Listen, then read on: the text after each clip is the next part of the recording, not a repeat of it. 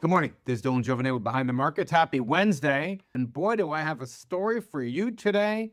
Bloomberg out with a report basically that we have not imported a single barrel of Saudi oil in July. We basically have stopped effectively importing Saudi oil. And this is the first time that has happened basically since 1985, over 40 years ago.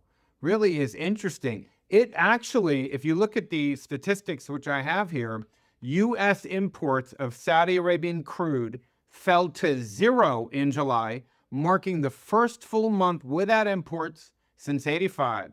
And this actually marks a very, very sharp reversal from March, where we were purchasing U.S. refiners were buying about 800,000 barrels of Saudi oil crude per day.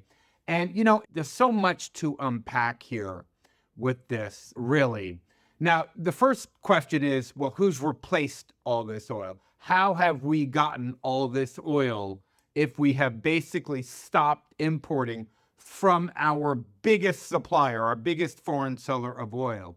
Well, guess what? Guess who now has replaced that? It is Venezuela.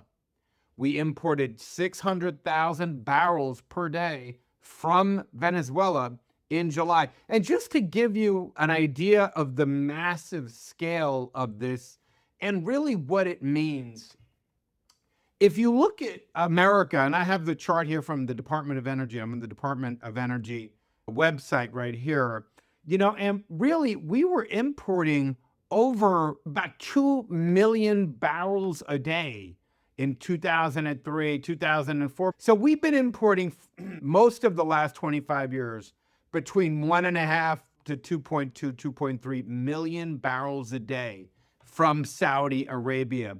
And it really started to drop down as fracking became such a very big thing. And you could really see that drop down to the million barrels a day level all the way through 2016, basically. And then again, praise Donald Trump every minute. I mean, I am not political. I think both parties stink and both parties have some good things about them.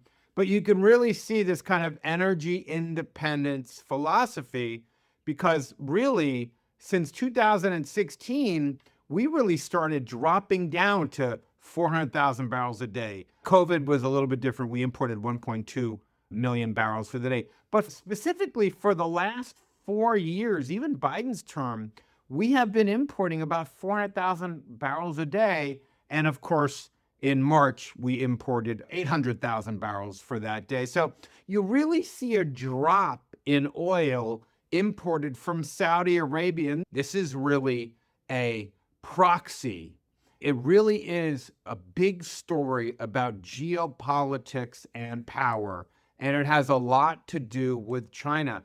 And the real drop that we have seen since Trump's second term has come into effect is really all about a strategy that the president is using that was also used, that he basically took right out of the Ronald Reagan playbook, which really a lot of folks mistakenly think the USSR, the Soviet Union collapsed. This is one of the biggest misunderstandings in history, okay? A lot of Americans think the Soviet Union collapsed because Reagan outspent them on defense, the Star Wars missile defense shield and all that other stuff. That's half true. That's half right. The other half of the story is that Reagan really started flooding the oil market, pushing down the price the Soviets were able to charge for the oil they exported, and basically bankrupting the country. Very, very important thing. This was a policy that Reagan actually put in place to knock out the Soviet Union, and he ran it out of a small group out of Washington, D.C. that basically had no accountability. It's really one of the interesting stories of the Cold War. I learned this as a young research analyst on Wall Street. I started working for a guy, I'll call him Dr. F. I won't say his last name. Dr. F, I worked for him, and I'm his little assistant, and I'm basically his gopher doing what he said. And And I said, well, Reagan really, I'm trying to show how smart I am. Reagan really knocked out the Soviet Union. He looked at me and he said, oil prices knocked out the Soviet Union. I was like, what? He said, well, they just started running a deficit. They couldn't afford to pay for their military buildup when we started playing around in the oil market. And that really blew my mind. And I spent decades researching that. Now, anybody who knows anything on Wall Street knows that's conventional wisdom. Well, what most people still don't know is that Donald Trump put together basically the same working group modeled right after the working group Reagan put together to go after the Soviet Union. He has them working out of the Eisenhower building. And what's really interesting is these people are just some of the best thinkers in the world, geopolitical strategists. And they've been thinking of ways to really get a comparative advantage or really harm China.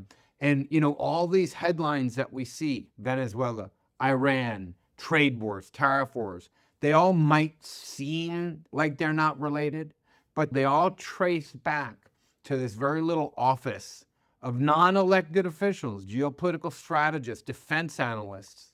They can all be traced back to that little group out of the Eisenhower building.